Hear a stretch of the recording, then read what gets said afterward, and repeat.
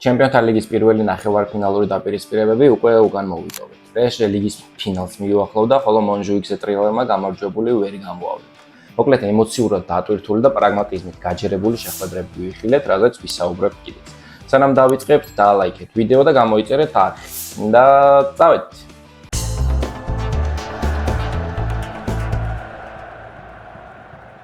პარიზმა როგორც იქნა შეწყვიტა უარყოფითი სერია არსენალის წინააღმდეგ. ლონდონში გამარჯვებას დიდი ფასი ჰქონდა და ენრიკეს გუნდმა ეს მისიად შეასრულა. რაც შეეხება არსენალს და ლონდონელების ტენდენციას, ისინი არასდროს გასულან ლიგის პლეი-ოფის შემდეგ ეტაპზე პირველი მაჩის წაგების შემდეგ. PSG ოპტიმალური შემადგენლობით და კლასიკური ტაქტიკით გავიდა სათამაშო. არსენალს კი ადაპტირება მოუწია ტომას პარტეის მადრიდში მიღებული არაფრის მომცემი ყვითელი ბარათის გამო. განელი საყრდენის არ ყოფნა დომინოს პრინციპით უამრავი რამ თავდაყირა დააყენა. პირდაპირ რომ თქვათ, რაისის შეტევას მოაგო. შესაბამისად, რვიანის ნაცვლად 6-იანის პოზიციაზე წარმოდგა. მეოთხედფინალებისგან განსხვავებით უხილავი გახდა. ცხადია, ინგლისელს ბევრად მეტი კონტრიბუცია შეუძლია შეტევაში, თუმცა მაშინ როცა არტეტას ნორმალური ცვლილების გაკეთების რესურსი არ აქვს. მიკელ მერინოს როლით შეიცვალა, უკან მოუხდა დახევა და წინ ტროსარეს იმედად დარჩა. არსენალი მაშინვე აღმოჩნდა მისთვის მაქსიმალურად არაკომფორტულ პირობებში, როდესაც ფაქტობრივად პირველ შეტევაში გაუშვა გოლი. მარცხენა ფლანგზე ხვიჩამ ტიმბერის წინაღობა უმარტივესად აძლია და დემბელემ ცხრიანის პოზიციიდან შეძლო გატანა. ამ მოცემულობიდან გოლი თავისი მიზერული მოსალოდნელობით ცალკე აღნიშნვის ღირს. კლასიკური შეტევა PSG-სგან, მაგრამ უცნაურია, რომ არსენალი ამისთვის მზად არ აღმოჩნდა. გოლს 26 პასიანი გათამაშება უძღვოდა წინ. სწორედ ასე შეძლო ლუის ენრიკეს გუნდმა არსენალის პრესინგში შეტყუება. მერინოსა და ოდეგორის შეცდომაზე შეიძლება საუბარი. ლიგის ნახევარფინალში პირველი ქართული საგოლე კონტრიბუციაც აღნიშნავს იმსახურებს. დემბელის ამ შედეგიანი ქმედების ჩათვლით 20-25-ში 25 გოლი დაუკრავდა. ფრანგი ტოპ 5 ლიგაში ყველაზე გამტანი ფორვარდის სტატუსით სარგებლობს. პლუს ამას ლიგაზე ინგლისური კლუბების მთავარ მესაფლავედ იქცა. გაუტანა ლივერპულს, ასტონ ვილას ორივე შეხვედრაში და ახლა უკვე არსენალსაც. ლონდონელები ამ დაშვებული შეცდომის შემდეგ მოედნენ გოლს. მსგავს შეცდომა არ დაუშვიათ. თავიდან არსენალი ნაკლებად რისკობდა პირველ ფაზაში და უფრო ხშირად იყენებდა რაისის ჩაწოდებებს, რათა PSG-ს პრესინგის ქვეშ არ მოხვედრილიყო. მაგრამ მიუხედავად ამისა, მარცხენა ფლანგი აიკლო კვარა. ტიმბერი მის შეჩერებას უხეში ფოლებით ახერხებდა. ერთ-ერთ ეპიზოდში საერთოდ საჯარიმოშიც იუხეშა, თუმცა რომარას სწორი ტაიმინგით ხელის გაშვება ვინიც ის იქნებ პენალტის დანიშნული. კონტროვერსიული მომენტი მეთოფეტა საკსიკეთოდ დასრულდა. რას ფიქრობთ მსაჯის ამ გადაწყვეტილებაზე, კომენტარებში დატოვეთ თქვენი აზრი. ამ ყველაფრის შემდეგ არტეტამ მაშინვე სტრატეგია შეცვალა. არსენალი მოკლე პასებზე გადაერთო და თამაშზე კონტროლი დაიპყრო. ის პრობლემები, რაც დაცვის მარცხენა ფლანგზე მძვინვარებდა, PSG-სთვის ბურთის წართმევით ჩაწყდა. მაგრამ შეტევაში კრეატივი არ იცნობოდა. საკას ინდივიდუალიზმის გაუთავებელი ჩაწოდებების და სტანდარტული სიტუაციების იმედად იყო. არსენალმა სტანდარტიდან გოლიც კი გაიტანა მეორე ტაიმის სტარტზე, მაგრამ თამაშგარე მდგომარეობის გამო გაუყო. ენრიკე მაქსიმალურ პრაგმატიზმს მიმართა და ლონდონიდან რისკის გარეშე გამარჯვების წამოღება დაისახა. რაშიც ლომის წვლილი ჯიჯო დონორუმას სეივებსაც მიუძღვის. კარის ხაზზე იტალიელი სასწავლო რეაქციებს ავლენს უკვე მერამდენე შეხვედრა. შემდეგ დადგა ეტაპი, როდესაც მცველებმა ცვლილებები განახორციელეს. PSG-ს თუ აქვს სიღრმე, არსენალს საპირისპირო მოცემულობა უდგას.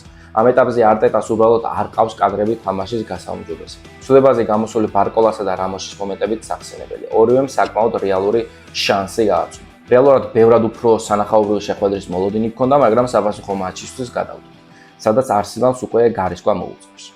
სანახაობის მხრივ ეს ნახევარფინალი შეიძლება ისტორიაში საუკეთესოდაც კი ჩაითვალოს.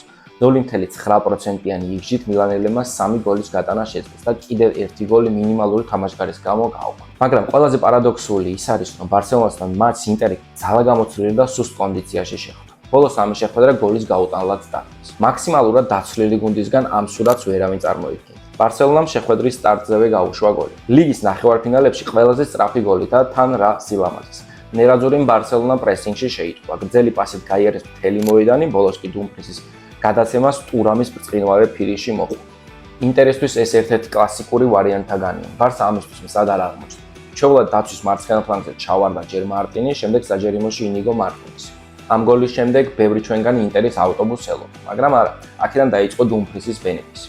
ინტერი ბარსელონას არ აძლევდა კომფორტულად ბურთის გათამაშების და გადაადგილების საშუალებას. აქ შეიძლება შევამჩნიოთ პრესინგის გარკვეული მსგავსებაც კი, რომელიც საჭირო იყო არა ბურთის წარდგმებისთვის, არამედ ტემპის დაგდებისთვის. ინტერი თავის სტანდარტებით საკმაოდ დიდი ძალებით ცდილობდა შეტევას. თუმცა ნებისმიერი სხვა მეტოქი ასეთი ბარსას წინააღმდეგ თან ჩემპიონთა ლიგის ნახევარფინალში არ გარისკავდა. ინძაგის გუნდი თამამად შეტევას განაგრძობდა. ფლიკისთვისაც მოულოდნელობა იყო. ბარსელონას დაახლოებით 20 წუთი დასჭირდა გოლზე მოსასვლელად და შემდეგ ვიხილეთ საკუთარ საჯარიმოში ჩაკეტილი მილანელები. ფაქტობრივად ამ მომენტიდან პირველი ტაიმის დასრულებამდე ინტერს არაფერი შეუძლია. მხოლოდ ერთი მომენტი სტანდარტულიდან და რა გააკეთეს?